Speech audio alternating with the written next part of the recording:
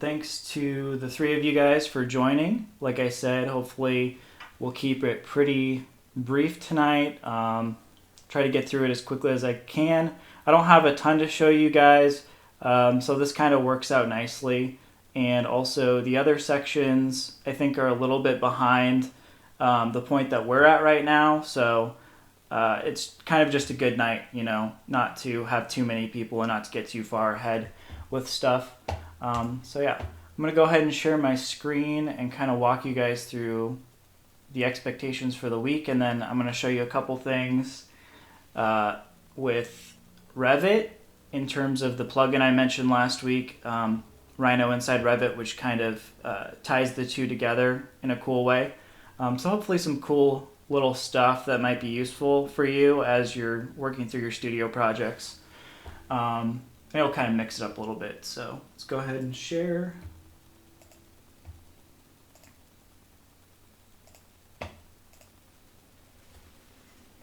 All right, so we are on week 3 and we are beginning module 2. So module 2, we're going to start getting more into construction documentation. And I know you guys are at your mid-crits this week. I was talking to the other professors about that. So I think we're all on board to start talking about, you know, how we think about putting a CD set together, and just all the aspects that go into that in terms of the Revit tools that are relevant for CD set production. So that's what we are going to start this week. I think the other sections, at least Jakisha's section, they are going to be using this week to do Revit families a little bit more. So hopefully that gives you guys a little bit of a leg up because you're going to be getting into it a little bit ahead of your peers. At least that's the goal.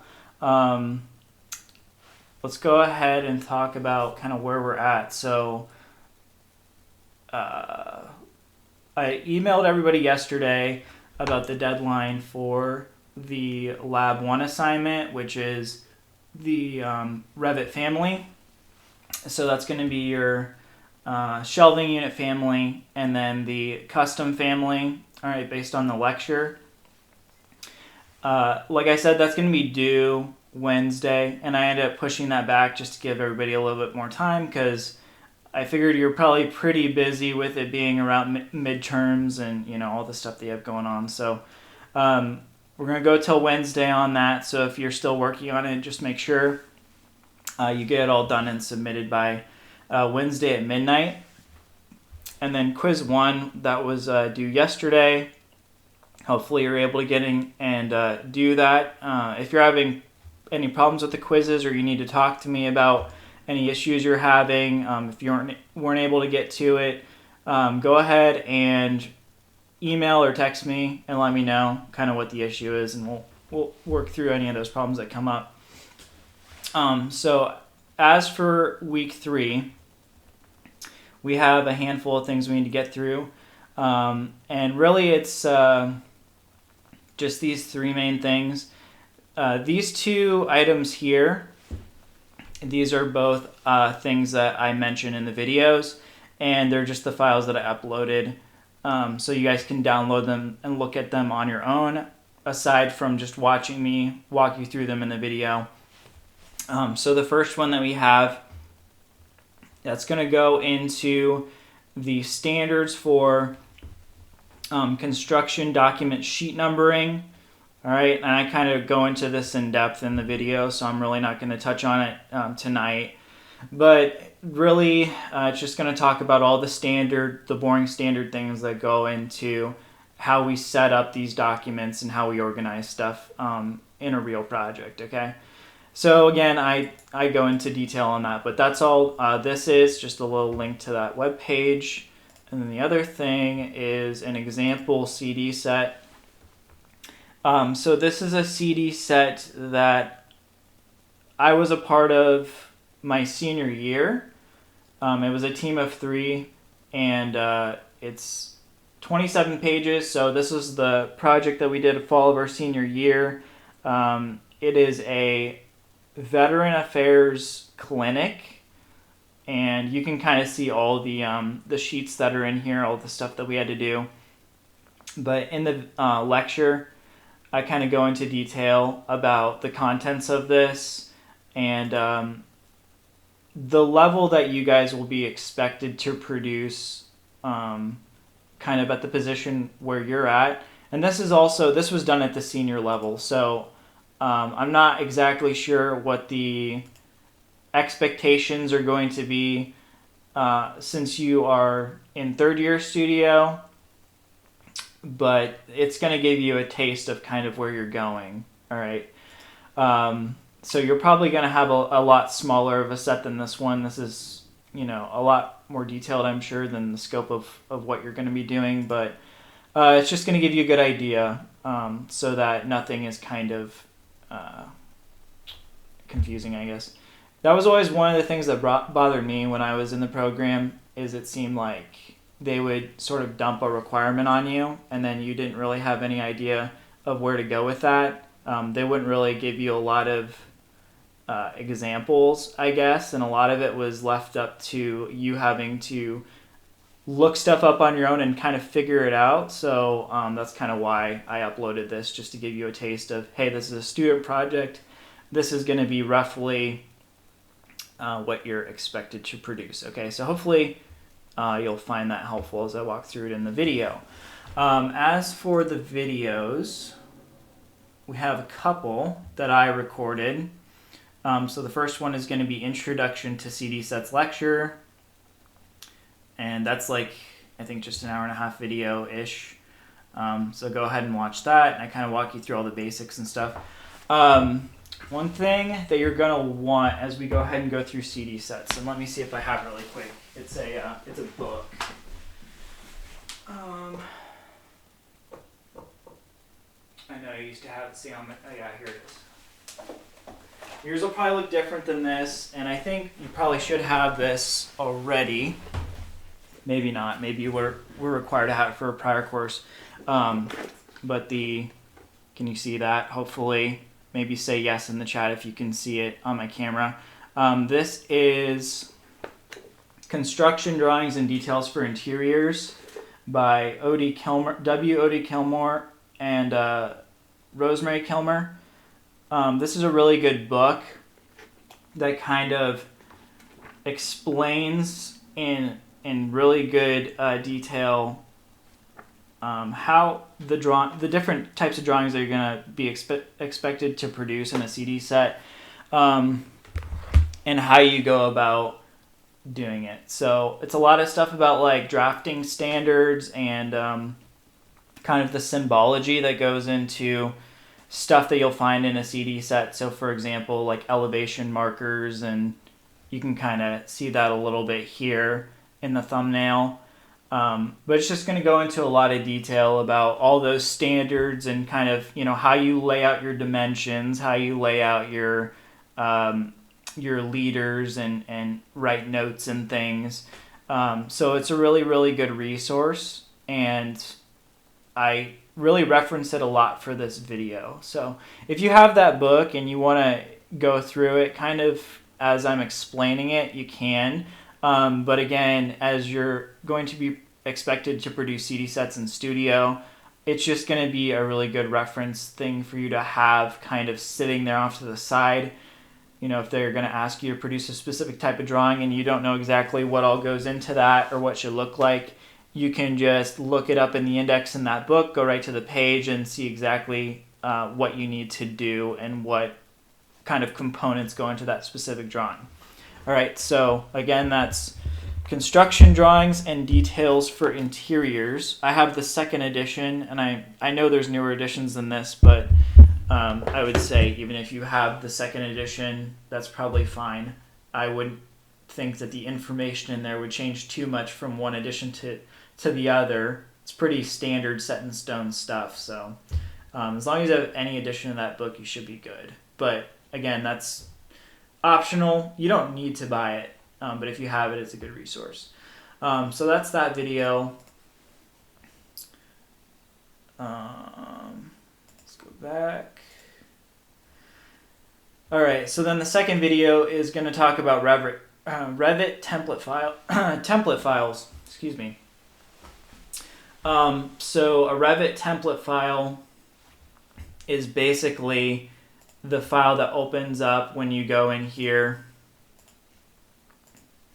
and start a new project.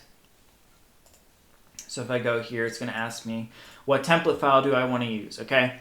I'm not quite sure how much you've gotten into template files, if at all, in the past, but hopefully in your prior classes, they told you that you should be starting off of the architectural template. Okay, so this is just something that comes with Revit out of the box by default.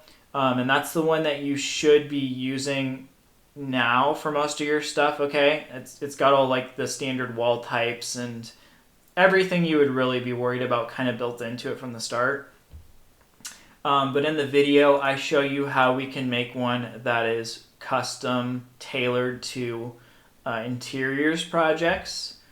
So we're going to go into Revit and we're going to set up like all of our sheets and stuff, import a title block, set up some wall types, and set our view templates so that all of our drawings look correct. So that way, as you're getting a little bit further on your studio projects, all that stuff is set up for you, ready to go, and you're not going to have to do a bunch of work figuring it all out on your own while you're expected to actually be doing your design work. Okay, so make sure you follow along closely with this video because it's very important stuff. And also, the template file is going to be part of your submission for the next assignment. So you want to make sure that you're following along with it and doing it so that you can turn that file in at the end as part of your grade.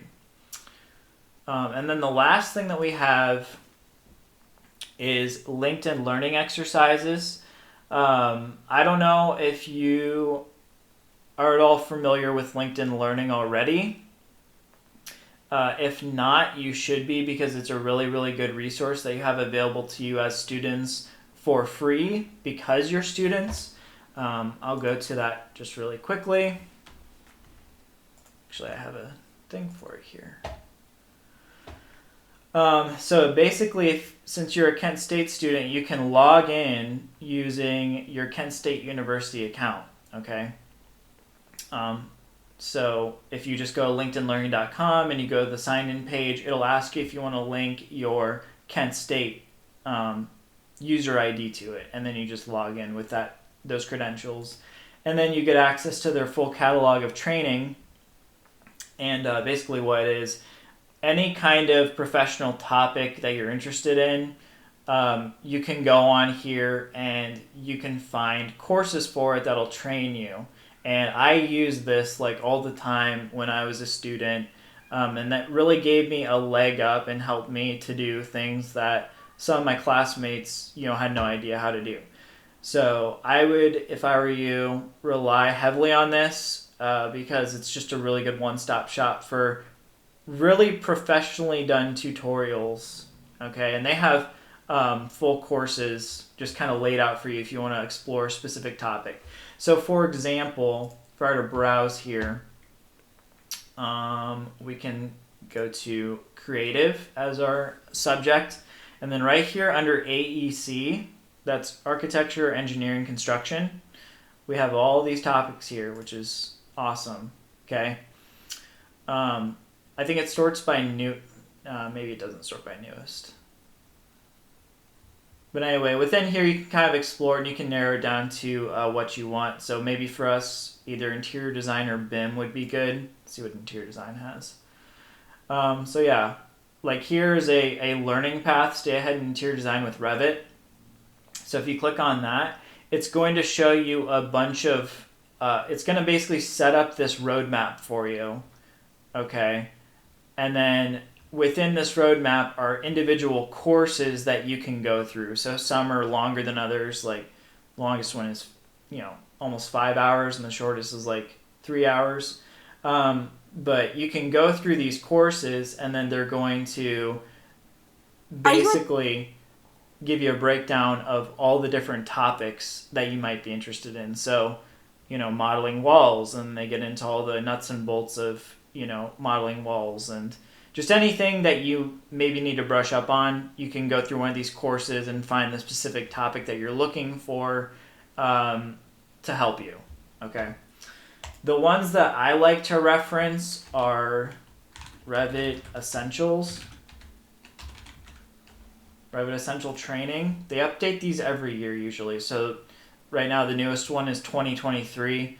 The videos that I am going to have you guys go through are from 2022, I think. But if you go to this, Autodesk. This is just going to be a really good course with like all the core Revit stuff baked into it. So it's not necessarily tailored to interiors, but it's more like Revit in general. So they kind of walk you through here on the left, just core concepts associated with Revit. If you have to review anything, stuff with the interface, things like that. And pretty much any major topic that you'll be worried about with Revit will be covered in this course. So this is the one that I would go to if you need help with brushing up on any topics, because as you can see, it's really long and it gets very detailed. All right. So for us, though, with this class, what I'm going to have you guys do is we're just going to follow along with these two videos, okay? The first one is about dimensioning plans, and the second one is about adding tags to plans, okay? And you're going to be working off of one of these Revit files. It really doesn't really matter which one you download, as long as the version of Revit you have is newer than the version I have here. So if you have 2023, for example, you can download either of these files. But if you only have 2021, you would have to download 2021. So you just want to download whatever is relevant to what version of Revit you have. And you're just going to open up the file, follow along with the video, and do what they do in the video. And then you're going to go to the next video and do what they do in that video. And then once you're done with it, you're going to go ahead and you're just going to save it, and you're going to upload it. And that's going to be another part of the second assignment submission, okay? So make sure you follow along with it, and you do everything that is covered in the videos so that you can get full credit for that portion of the assignment. All right, so that's kind of what we're going to be expected to do for this week. If you have any questions, you can go ahead and unmute, or you can throw it in the chat. But we're going to then get started on some Revit stuff. So I'm going to pull that up in the meantime. If you want to ask a question, you can go ahead.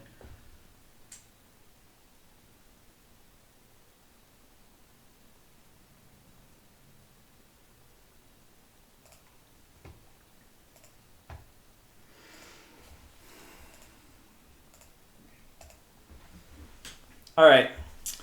So here we are in Revit, and what I wanted to show you all tonight is a little bit different than what we've been doing. It ties a little bit into what we've been doing with the family stuff, but it's very much just a useful thing that is applicable across anything that you're going to be doing with your studio projects, okay? And this is something new that I haven't covered in the past, so hopefully my little demo here goes well. We'll see. But yeah, it's kind of newer stuff. So this plugin that we're talking about is called Rhino inside of Revit. Actually, I guess I should have pulled that up before I pulled up Revit to show you. So if I go to Rhino inside Revit,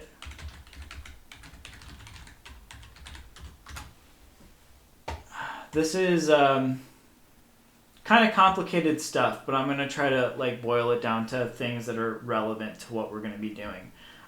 Basically, this is a plugin that you download, and it lets you, instead of running Rhino alongside of Revit, in separate applications, and then exporting your geometry between the two, going to file, export, stuff like that, it takes Rhino and it actually puts it inside of the Revit environment, so that you have to open Revit, and then once you're in Revit, you're opening up an instance of Rhino, and you're working within Rhino inside of Revit, hence the name. But it's really cool because it lets you kind of pull geometry back and forth between the two like really easily, and it lets you do some things that otherwise would be impossible to do if you didn't have it. And this is something that just came out like in the last year or two, and it's something that I've started to learn to use for my job, like making Revit families professionally, because it lets me do some more advanced things that I otherwise would not be able to do with just like the standard Revit tools. And it helps me to work a lot faster too. So the things that it can do, really, the amount that I tap into is like, less than 1% of its actual potential. It's capable of like so much stuff, and you can automate like a lot of aspects of your Revit projects using it, and it's very, very powerful. But it's also very complicated, right?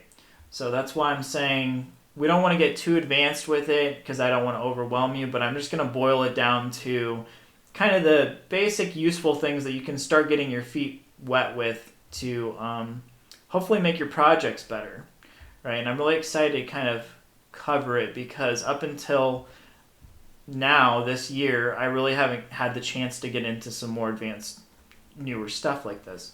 So if you're interested in using it, basically you just go to this website and you want to download the plugin and install it. And then you want to make sure that you have Rhino installed.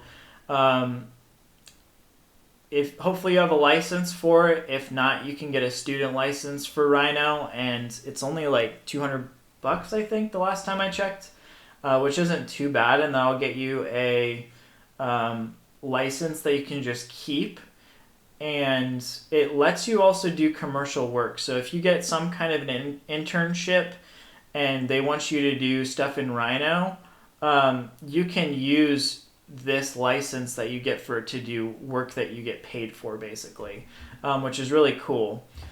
Or even if you want to get into doing some like modeling stuff on the side, if any of you are interested in that, you can get into it just to make a few extra bucks on the side. And like I said, for me with my job, you can make a whole career out of just like making Revit families and doing the kind of stuff that I do if you'd rather go that route. So just kind of some cool stuff. But if you want to get into it, go ahead and go to this site. You just download the plugin and then it's going to install.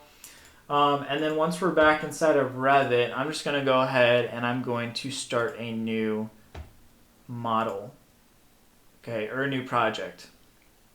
And I'm going to show you some ways this can help us on the family side of things and also the project side. So I'm going to just start on the architectural template. No. And then I'm going to create also a new family. And for the family, I'm just going to do that as a generic model. So very basic.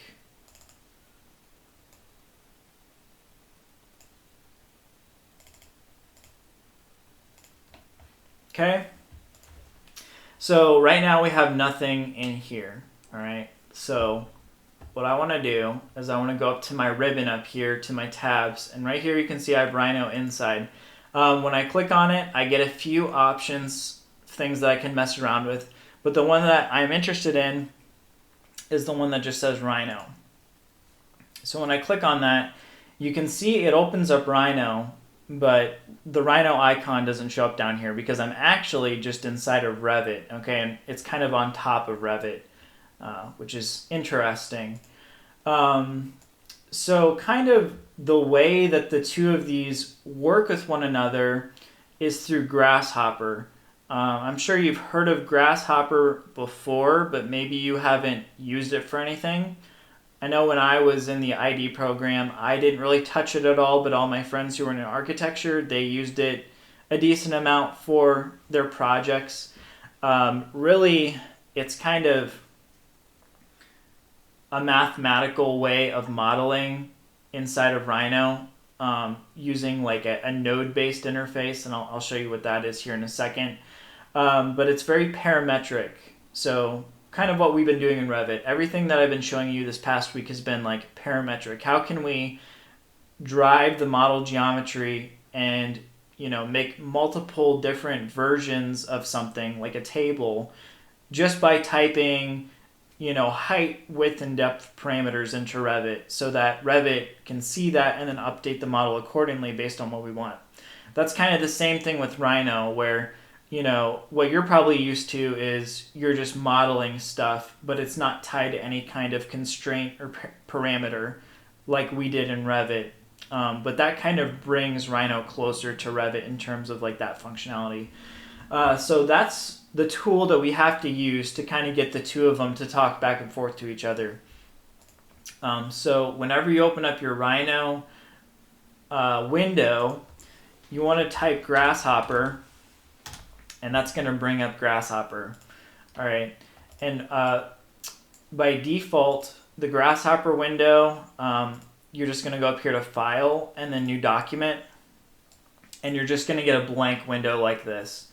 All right, so Grasshopper can definitely be a little confusing. There's a lot to it, and I am not great at Grasshopper, to be quite honest, because a lot of what I do doesn't really lean on it too heavily. I just know the stuff that I need to know to do what's relevant to my job, which is a very small set of the stuff inside of it. Okay, so all I really touch out of all of these tabs here at the top is the one that says Revit. And this Revit tab is in here because we installed Rhino inside Revit. If you were to use Rhino and not, or if you were to use Rhino separately, not inside of Revit, you wouldn't have this tab here within Grasshopper. All right, so all you have to do is go to this Revit tab, and that's going to give you all of your nodes or commands that are relevant to what we're going to be concerned about. All right, so let's say I modeled something inside of Rhino, and I want to bring it over into Revit within the Revit family editor. Okay, so how would I do that? Well, first we're going to need a couple of these nodes. So these nodes are these little icons here. The first one that I want is, let me think here. It's actually just it's a regular Rhino one, so it's going to be over here. And it's under geometry, all right? So I want the one that says brep, brep. So a brep is basically a type of object that Revit can understand. I don't know how much you guys know about different types of 3D geometry, but you have a couple basic types. So the first one would be a mesh. And a mesh, if you haven't really got into 3D modeling a lot, is something that you might be familiar with if you've downloaded a family from Revit City or something like that. It's gonna, when you load it into Revit, it's gonna look pretty messy. So actually, let me see if I have an example of that, because I work with meshes a lot in my job. So I can probably open a file and show you one of those. But then the other type of geometry that you probably would be familiar with is just what's in Rhino by default. All right. So what we have in Rhino by default is this node, a brep, B-R-E-P. Okay. That stands for boundary representation. And that's kind of just your everyday solid geometry. So if I were to draw a box here, right, it's just surfaces, and that's all it is. So this object is just made of surfaces, and when they're joined together, they make a solid shape, which is a brep. If I delete out a face, it's no longer a closed solid, but that's basically all it is. It's just the native Rhino geometry. Now a mesh, if I open this, I'm going to copy a mesh over into my project to show you.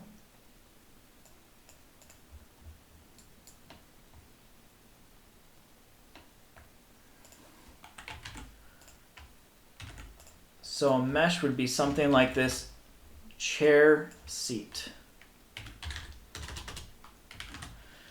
Okay.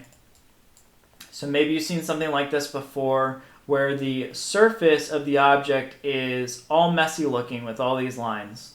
Okay. That's what a mesh is. Basically, meshes are useful because they are really small in terms of file size, and you can do some pretty complex stuff with them. But Revit doesn't really understand meshes very well. You can bring them in, but you can't do much with them. So we like to not use meshes, if at all possible, whenever we're bringing content into Revit from an external source.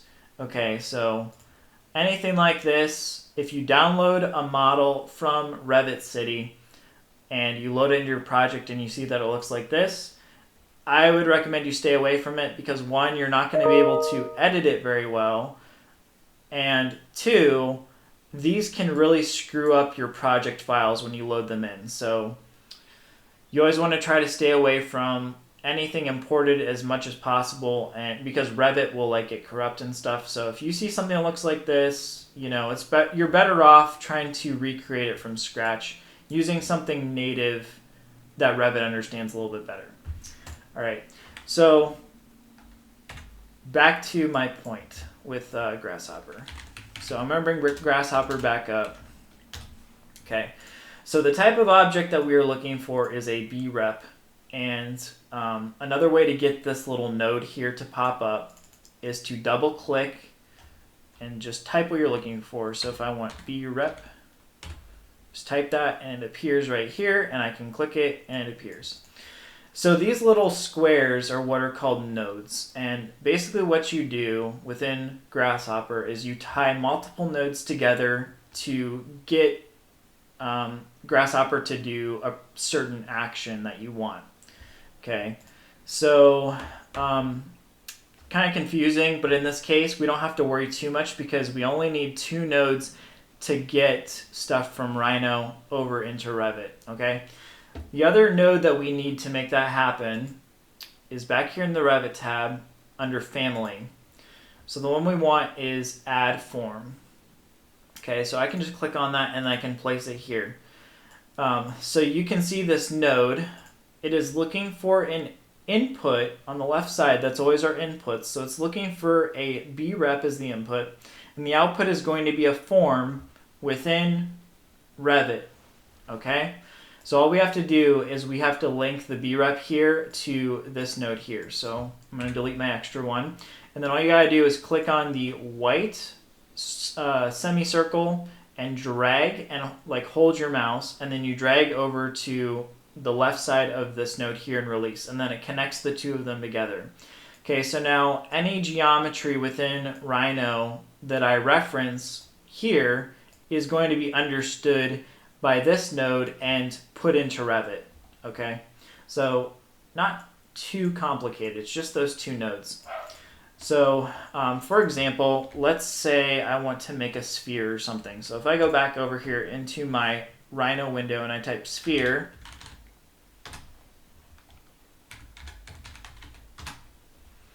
I'm going to place the center of the sphere at the origin, and then I'm just going to make it 1 unit big. Okay, so there's my sphere. Now, if I want to pull that over into Revit, all I got to do is select the sphere, and then this node right here, I just have to right-click on it, and if you move your mouse down after you right-click, you get this option, Set 1 Brep. Okay, so then I can just click on that, and it's going to set it, and it's going to give me this preview here and make the object green, and that's going to show me that it has successfully been set. Okay, so anytime I click on this node, you can see it turns green and it shows me that they're linked together, which is what I want. And then you can see my node here on the right has turned black. And anytime it's black, that means that it did something, okay? So if I pull up Revit now, which is underneath of this, you can see I get a circle in the background because I'm looking at my sphere now in a floor plan view. So if I go to my 3D view and set this to shaded, there's my sphere, okay? Which is really cool. Now, the reason why this is really powerful between Rhino and Revit is because you can make changes to this object now, and it's going to update in real time inside of Revit. Okay, so let me see if I can put the two of these next to each other so that we can see the changes happening a little bit. Oh, come on. Don't want that. Okay.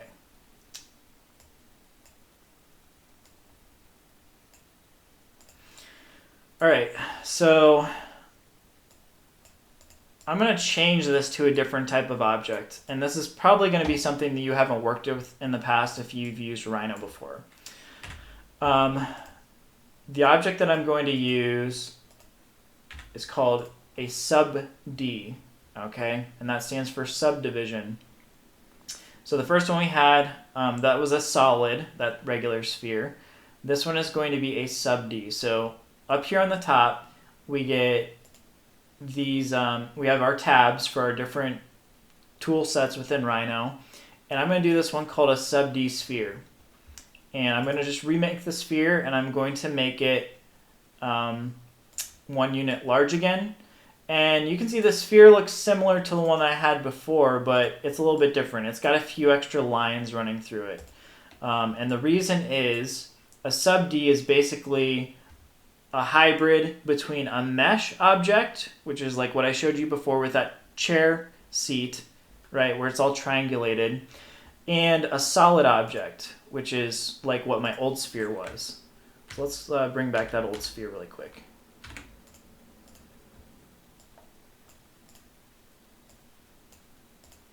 All right. So there's the regular sphere, which is just a regular solid object or a poly surface. Okay. And this one is a sub-D. And if I expand that, okay, you can see when I select it, I have a closed sub-D, and here I have a closed surface. So with a sub-D, if I hit my tab key, you can see it turns all blocky like this. And these are kind of the individual faces that are making up this object. Okay, if I hit tab again, it goes back. But you can kind of switch between the two. The reason why a sub-D is really cool is because I can do some interesting things to it. And of course my computer just froze on me. Alright, let me pull that back up. It crashed. Actually, let me... I have this document open right here that I can use. Too many things open. This is what happens when you get busy on stuff. You have like 20 applications open. I'm sure you guys know the pain. Alright, new family. Generic model. Alright.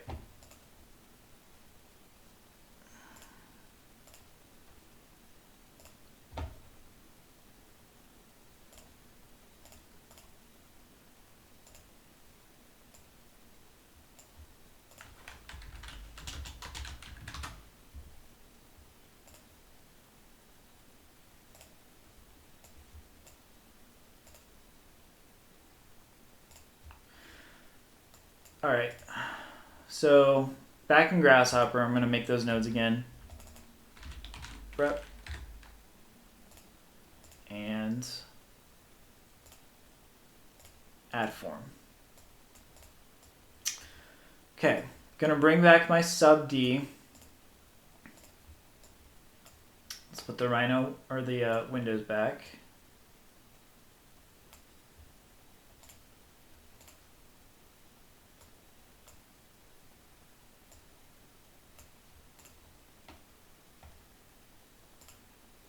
Okay. So here's my sub-D sphere. Again. Like I was saying, these are cool because you can kind of play with them like they're made of Play-Doh a little bit. And it's something that you cannot do in Revit, okay? Or Rhino for that that matter without using this tool. And this is something that's new in Rhino version 7, which is the current version. If you have Rhino version 6, you will not be able to do any of this. Okay, so you'll not be able to use sub D, and you will not be able to use this plugin that lets you use it inside of Revit. Okay, so again, I'm going to now set my sub D object as my brep. And that's going to bring it in over here. Okay, so now all of these little intersection points on this object, if I were to hold Control and Shift on my keyboard and click on one of those intersection points on this object, I can then start moving it around and doing some kind of cool stuff. So let's say let me turn off my grid snap. Say I grab this there, and then this is the gumball. I don't know if you've used that in the past, but all that is this toggle right here, and that lets you have these arrows that you can grab onto to move things in 3D space. So if I grab that and I move it upward, you can see how it kind of pulls it like it's clay. All right, and as I release it, see what happens over here inside of Revit, right? Kind of get that effect. So it's pretty cool, and you can do a lot of crazy stuff with it. And this is kind of the tool that I use to model really complicated looking things inside of Revit, where normally you would not be able to do that. Okay, so I can just grab a couple points here and kind of stretch them and do wild stuff, and you would not be able to do that regularly with any of the regular Rhino tools and any of the regular Revit tools.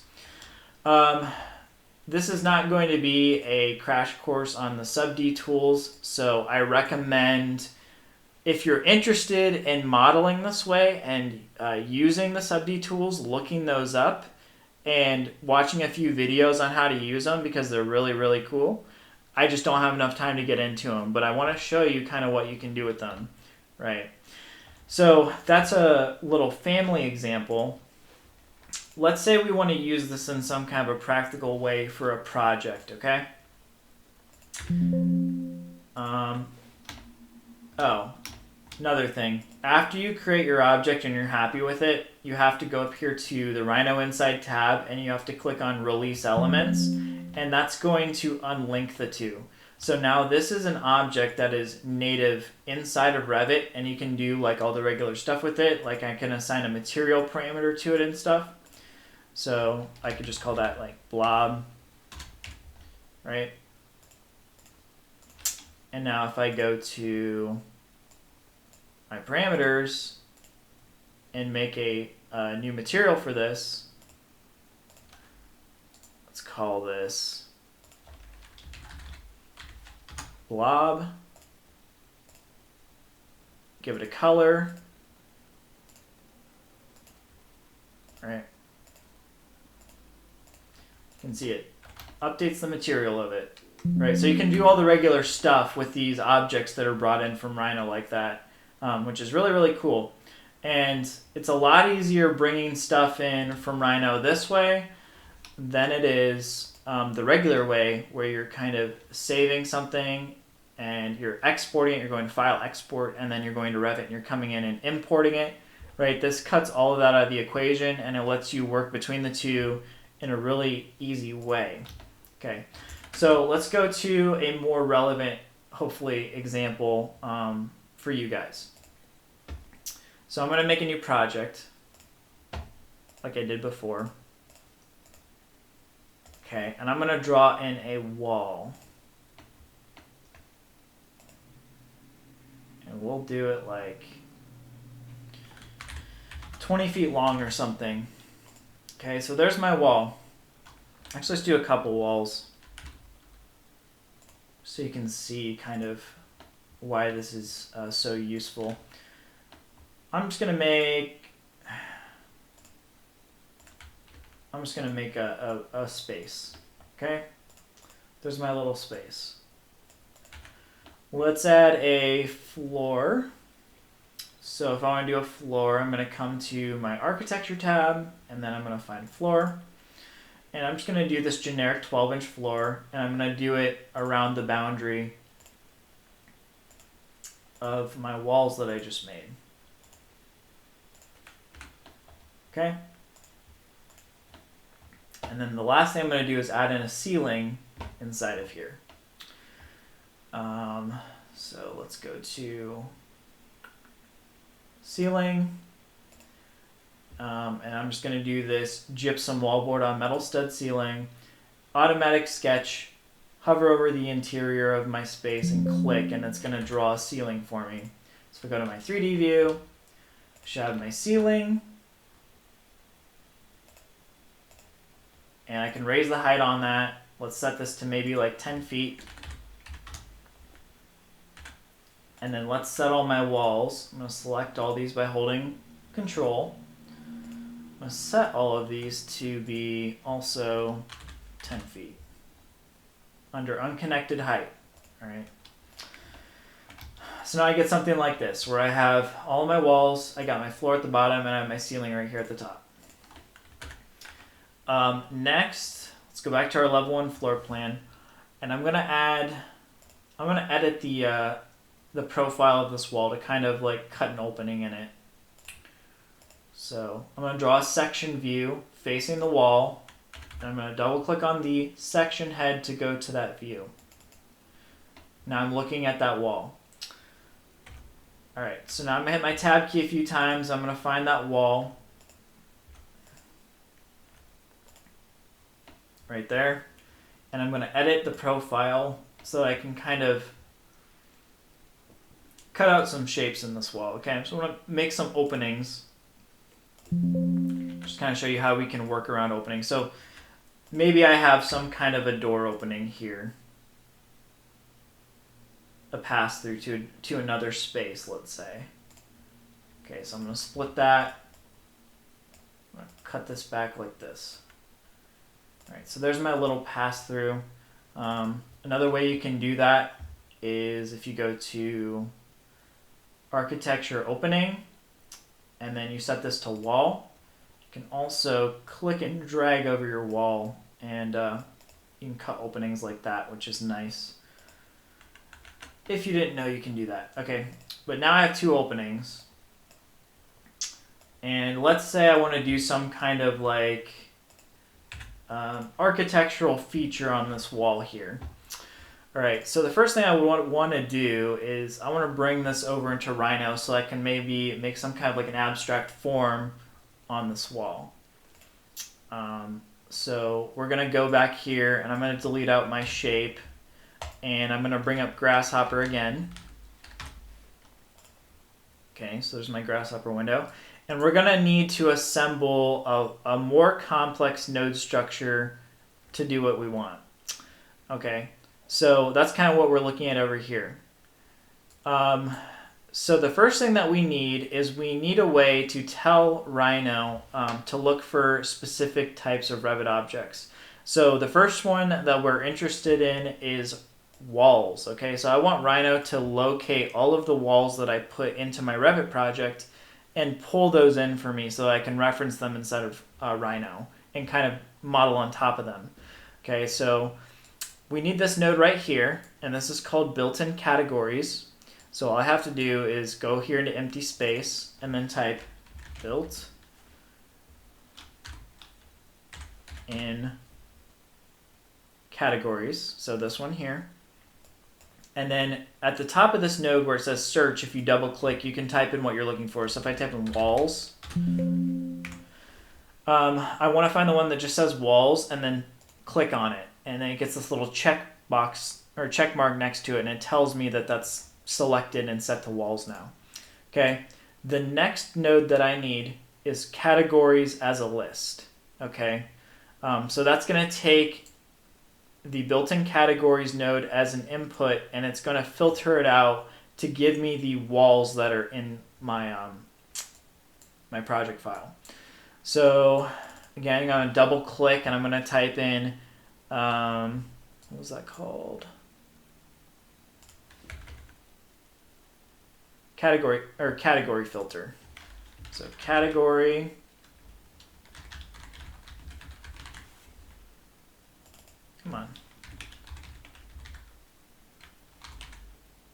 category filter. Okay, so we're just going to take the input from this and plug it into categories. Next thing that we need is a query elements. All right, I'm not going to explain these too much in depth because I also don't understand everything about them, but I know that we need them. So query elements. There it is. Drag it into place and connect filter on the output to filter on the input. Okay, then the last node in the series that we need is a element geometry node. So double click again, element geometry. Right there at the bottom. And then we're going to connect up elements to elements. All right, you should have seen something happen here in the background, right? So basically what this told Rhino to do is look for all of the walls in the Revit project and bring those in based on this walls category that we have set here. All right, so if I zoom out in my Rhino window, now you can see I have all of my walls from Revit here, sort of like in this red preview. All right, so that's showing me where that exists in the Revit file relevant to the origin, right? But this is just a preview. It's not the actual geometry. So I can't select it. I can't edit it in any way. If I wanted to edit this geometry inside of Rhino and be able to do stuff to it, what I need to do is come back here to this node. And if you put your mouse cursor over the text that says elements and right click, you get this option here that says bake. All right. And if I hit this button, that's going to take the geometry and it's going to actually make it Rhino geometry, which is really cool. Okay, so now I get all those walls as their own Rhino shapes, and I can start using those to make new geometry on top of, so I can kind of start doing some more interesting stuff with my designs, okay? So the next thing that I want to bring in is my my walls my floor and my ceiling. We can do that really easily since we have this these nodes set up here in Grasshopper. So if I go back to Grasshopper, all we have to do now is change this category to the next type of geometry that we want. So I want to do my floor. So I'm going to type in floor, enter, and I'm going to locate the one that just says floors. Floors right there. Okay, and you can see when I click that, it turns red, so I know that it's grabbing something. And then I'm going again, right click on elements, bake. That's going to bake my floor in. Last one is my ceiling. Okay. Go back here, search for ceilings. There's my ceilings right here. And then I can right click and bake. Okay. So now I get the exact same thing that I had over in Revit here in Rhino, same geometry and everything. And I can start kind of designing in Rhino, and then we'll take the Rhino geometry and push it back over to Revit once we kind of figure out our design. Before we do that, another thing you might want to do, this technique I'm showing you is going to filter all of the objects of that particular category throughout the entire project. So this is right now looking for every wall, every floor, every ceiling that exists in that project file. But in some cases, you might only be concerned about one particular element, right? You might not want every wall to come into Rhino. You might just want one wall so you can design on that one wall and then bring that in. So let me show you how to do that really quick. So I'm going to temporarily get rid of my geometry I imported, and I'm going to use a node called graphical element. Okay, so really all you need let me see. I need graphical element, and then I need element geometry. Okay, so I'm just going to hook this graphical element node up to elements right there. And then if I right click on this node, it's going to ask me right here, set one graphical element. So let's say I only wanted this particular wall that my section is facing. I can click on that wall and it's going to set it, and you can see I get a preview there. And then I can right click on elements again and I can bake. And now I'm just baking that one single wall instead of every wall. Okay, and you can do that with anything. It doesn't have to be a wall. Any Revit object. It could be an entire family that's loaded into Revit if you want to bring that whole family over into Rhino. You just place it once in the project. Actually, let me do that. So if I load like this desk, right? This is the default Revit desk, and you can see what that looks like there. I can right click on this node, set one graphical element, click on the desk, and I get the preview for the desk there, and then I can bake it. And then I get the whole desk coming into Rhino, which is really cool. And it even comes with like the correct materials and stuff applied, right? So that's what you would do if you want to do just a single object. All right, but we're gonna back this up a little bit. So back to my geometry there. And when you're done with an object and you don't want it referenced anymore, you can right click on that node and you can clear values. Okay, so if I clear values here, that's going to get rid of that. And if I clear the checkbox on ceilings, it's going to get rid of the preview there. So now I just have the straight geometry. Okay. So going back over here now to actually start working on top of this. If you notice when I click on these objects, it says one block instance added to selection. So by default, when you bake these into Rhino, they come in as blocks. And when they're blocks, you can't really do much to them. You can't edit them in any way. So what you want to do is highlight all of your geometry, and you want to type explode. Okay, and it's going to tell you that it then exploded that into individual objects. So now if I click on these, you can see it's telling me that's just a closed poly surface. So that's just like a native Rhino element. Okay, give me 1 second. I gotta take care of my cat really quick. It keeps pawing at the door.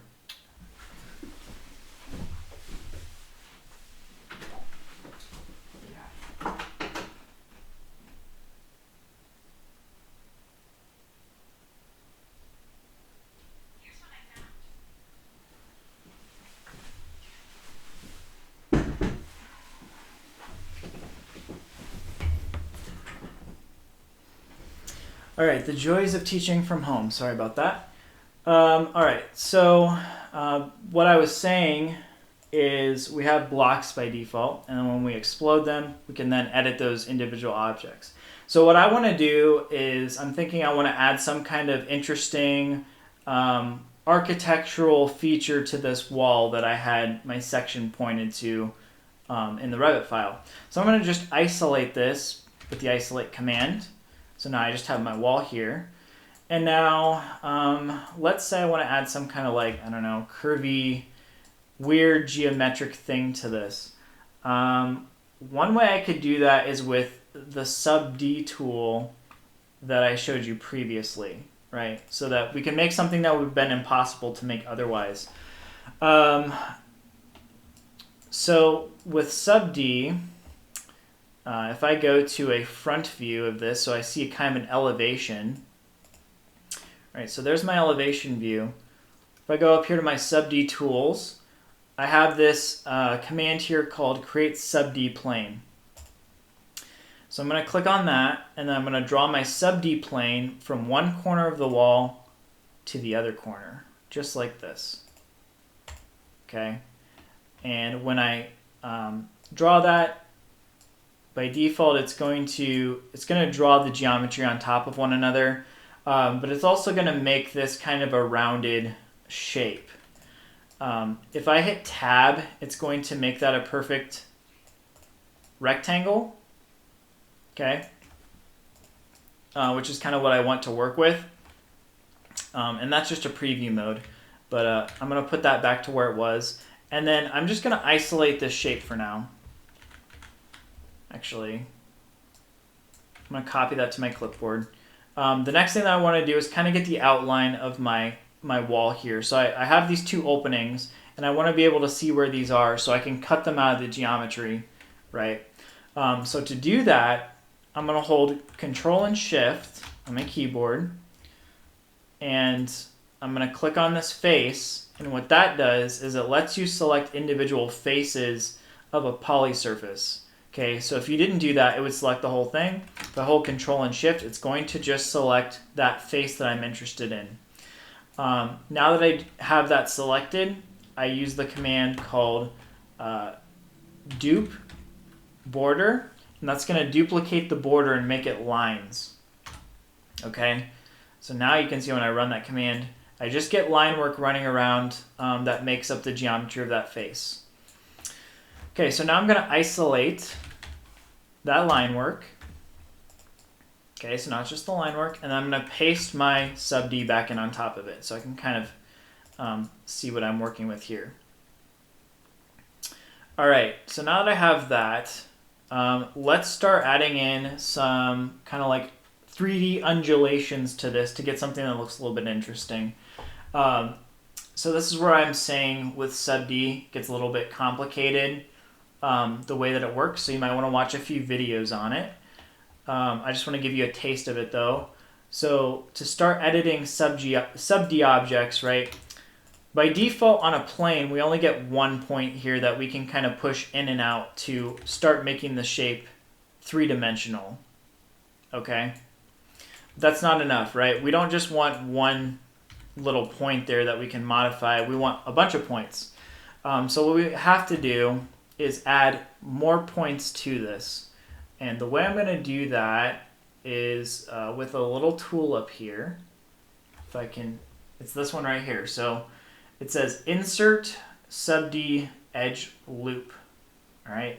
So you just click on this, and then you click on the edge of the object. So I just click on this edge there, and I make sure that the mode right here in the command line is set to ring. And I should get 3 yellow lines here vertically. And when I get those 3 lines, I can click enter and I can place a line here anywhere on this surface. And this intersection point here in the middle is kind of what I'm concerned about. And that's going to be my point that I can pull and push. Okay, so I just want to place this, maybe one right here in the middle of this, between the opening and the edge of the wall. So maybe one right there. Then I'm going to add another one. Again, make sure my type is set to ring. Right here. And then let's do another one right here. Okay, next I'm going to add a couple going horizontally instead of vertically. So I'm going to redo that command. This time I'm going to select the side instead of the top. I'm going to make sure the mode is set to ring. Hit enter. And I'm going to put one right here. Whoops. Put one right here. That. Actually, I might put a couple more vertical. So let's do one over the doorway. And then another one over this doorway.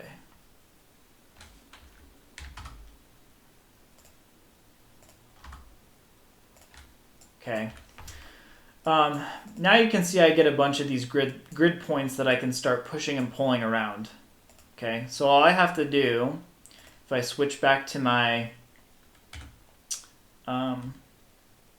hit my tab key, I can start grabbing these points and moving them outward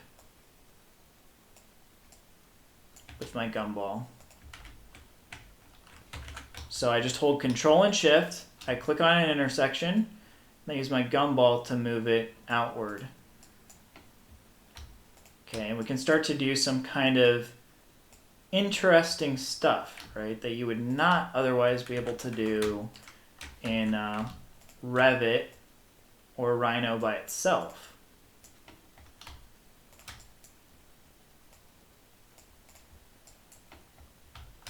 And if you wanted to, I'm not really going to because it doesn't make sense in this case, but you could go the opposite direction, right? So we could have some going in and some going out. All right, but I'm gonna undo that so it's just flat on the back here. So let's say I am happy with that, okay? I wanna clean up these edges though. So right now, you can see that it's kind of got this curved edge to it, which is just kind of what sub-D objects do by default. So if you were to select all these perimeter edges, all you have to do is hold Control and Shift, click on one edge, and then on the edge next to it, you double click. And it will select all the edges all the way around. You have to go up here to Sub-D Tools, and you're looking for this button here called Add Crease. And that didn't do it. Let me try just the corner. Sometimes it works. Okay. So if you hold Control Shift and you hover over, you make a window over the corner, right? So there's a little point there that you can't really see. And you hit that button, it's going to make it align perfectly to the edge there. So we'll do one here. Again, click on that and then click on Crease. And then click on this and click on Crease. Okay, so what we have, if I show and then hide this, we have our sub-D wall kind of on top of our existing Revit wall in the same spot as it, which is cool. Okay, so we have perfect like contextual reference. The only thing I don't have is the cutouts for my opening. And this is where it gets a little bit complicated. All right, so to do the cutouts for the opening, and this is a process that I kind of figured out myself. It's not the most straightforward thing. What you have to do is select your object, and then you want to go into Grasshopper, and we want to push this over into Revit as a direct shape, okay, if we're in a project environment like this. So because we're in the project, we have to use these nodes right here. So the first node is right here under direct shape, and that is add geometry direct shape. Okay. Second node is going to be our built-in categories. So we want to make sure Revit knows that this is a wall object, and that's basically what we're telling it here. So I'm going to click on this, and I'm going to copy it to my clipboard, Control-C, and then paste it back in. And then I'm going to connect that up to my category. And then I'm going to set this to walls. So Revit knows that this is going to be a wall object. Okay. Then we want to add in a BREP node. So I can copy this. I'm going to put it down here, and I'm going to connect that up to geometry. Whoops. And then we want to make sure that Revit can assign this object a material. So we are going to use a node called material.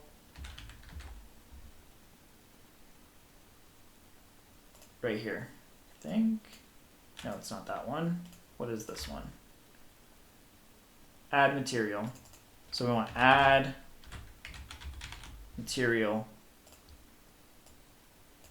Okay. So that's going to let us change the material of the object once it's in Revit. And then the last thing that we want is just a name for this material. So to do that, we use a node called panel. And we want to connect this panel up to name. And then I'm going to name the actual name of the object the same thing. So I'm going to drag a second link to name up here. So now this name is controlling the name of the object and is controlling the name of the material. So if I double click in this panel now, I can type the name, and I want to call this custom wall.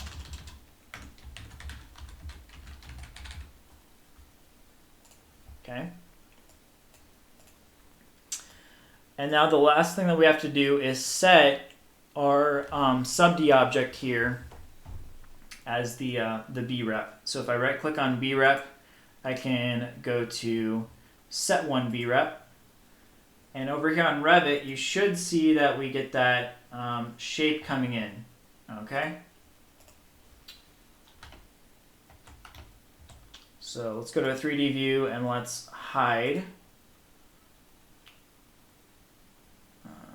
the ceiling.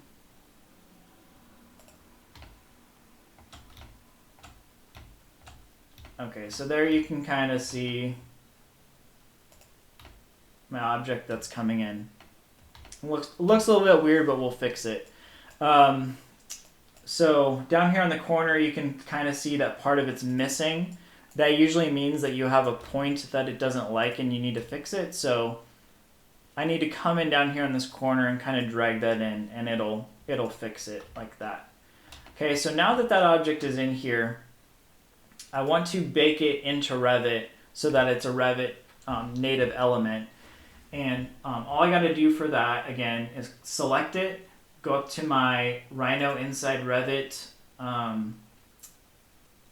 tab up here, and then release elements. And that is going to make it so that it's not linked anymore between Rhino and Revit. Okay, so now this is just like baked into Revit. Then what I have to do in order to cut out these openings, actually, let me think here. Yeah, it's probably best to do it this way. What I normally do is I bring it back into Rhino. So I use this little node thing that we set up here to bring it back in, because by default you cannot cut away from a sub-D object. So since this is a sub-D, we can't cut holes in it like we could a normal object in Rhino. So I'm going to set one graphical element, and I'm going to set that to be my custom wall shape. And then I'm going to bake that, right click and bake. And now that is baked back into Rhino as this black block instance. Okay, and let me unlink my other stuff so that it's easier to see. Okay, so back here in Grasshopper, I can uncheck some of this stuff. Let's see here.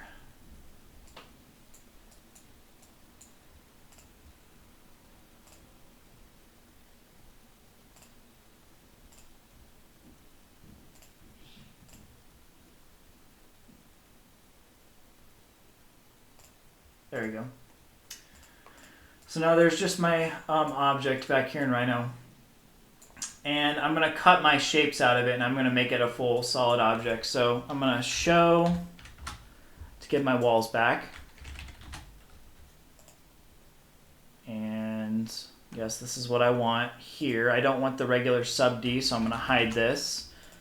I'm going to copy this to my clipboard, so Control X, so I can see what's going on here.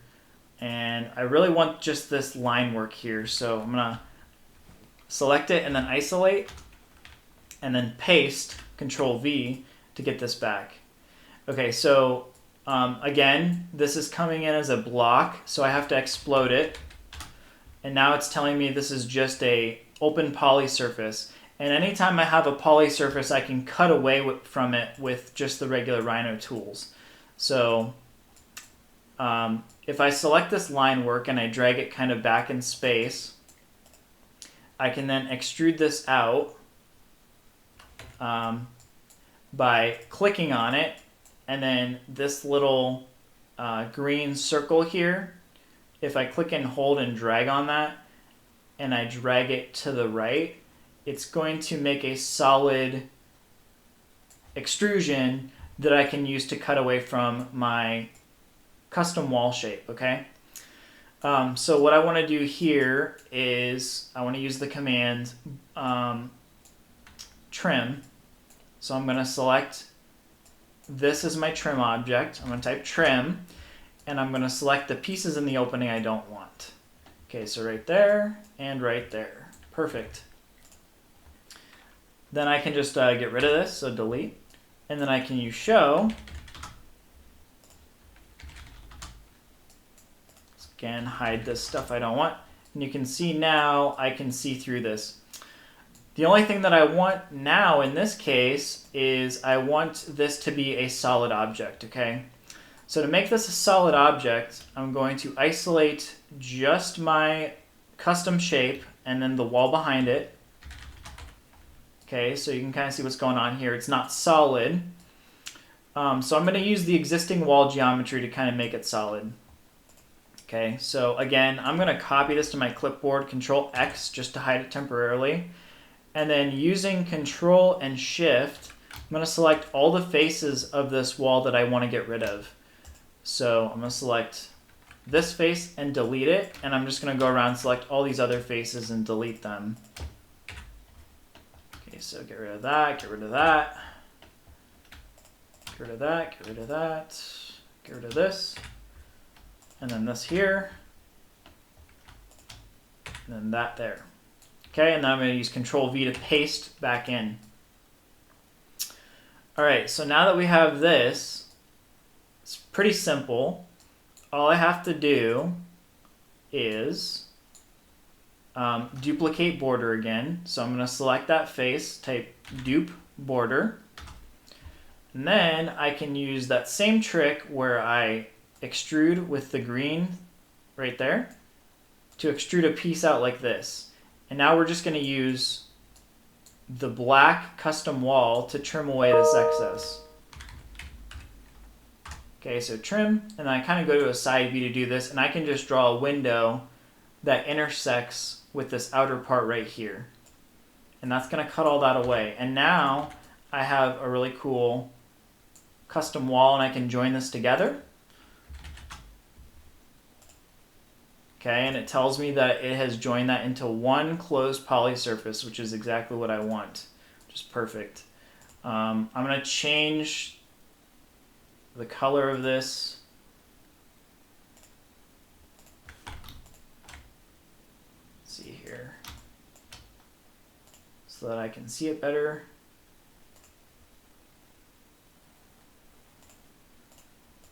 All right, there we go.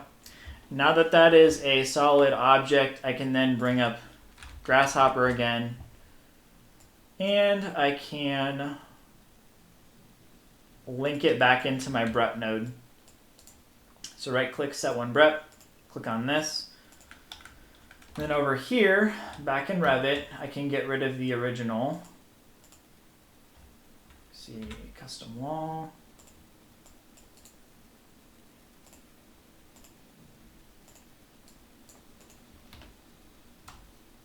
Of course it's not working, right? Let me see why that's not working.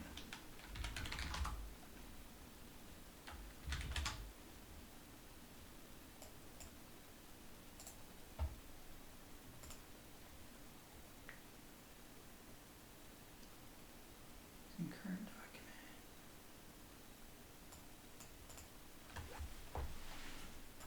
document. I don't know why that's not working. Supposed to. So this is the fun of a live demo. I am not able to test everything before I demo it. Let me select a couple of these and these surfaces and see if those will go through. So join and set one Brep.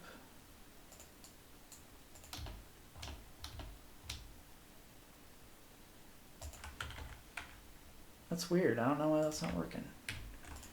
Let's try it inside of a family. Usually that'll work. So, new family.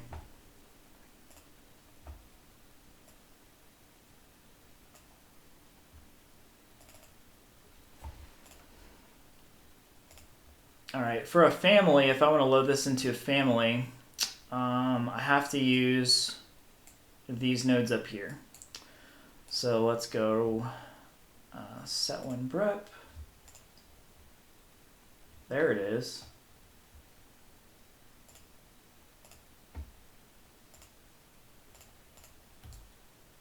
Okay, so that worked.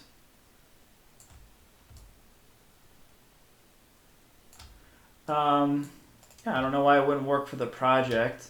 So you can load these into families, and then you can load the families into the project, which is another way of doing it. So let's just do it that way. With it loaded into the family, I'm going to click on it, and then I'm going to go back to Rhino Inside and release, and that's going to bake it in here. And then I'm going to give this a material. So under material, I can go here and I can create a new material. And we're going to call this, I don't know, just wall. Okay. And then under manage materials, I can, let's call this wall.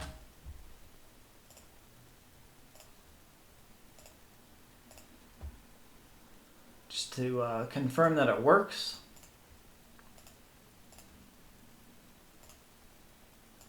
Okay, so now if we go to assign the material,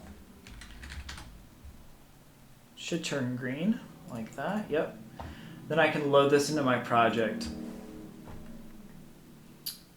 So we're gonna load that into project 2. And if I place this, let's see. I should be able to just place it and then align it where I want it to go. So I want this to go, whoops, right there, and then I can get rid of the old wall that was in there. All right. So if you did that a little bit nicer than I did, you wouldn't have this weird stuff going on right here with these joins. So you can go in and kind of clean that up then. But basically, that's the idea, is you can do some kind of crazy stuff with this tool, right? If we had done it the other way, and again, I don't know why it's not working. I really wish it would. It was working when I tested this earlier. This would come in as a wall object. Right now, this is coming in just as a generic model, which is not great. What you really want to do is bring this in as a wall object.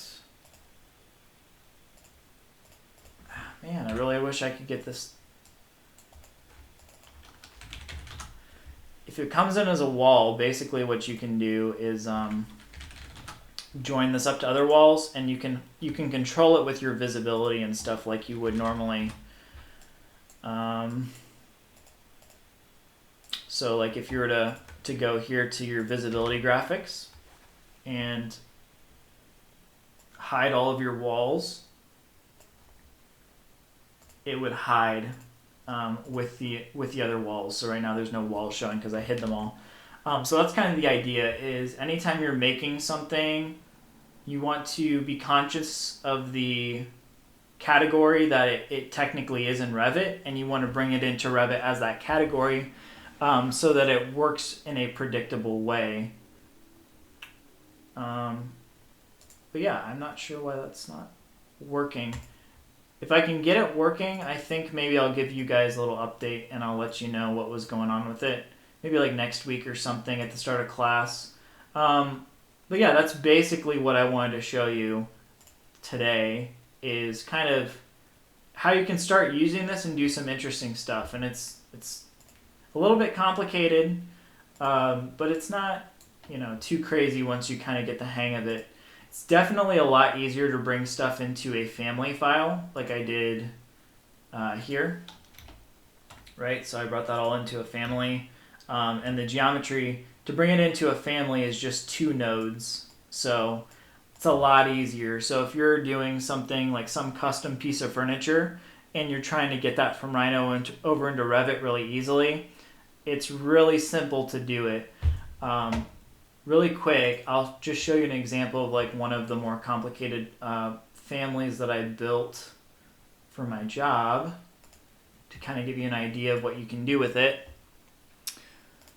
And if you have questions, you can always drop your questions while I'm finishing this up here.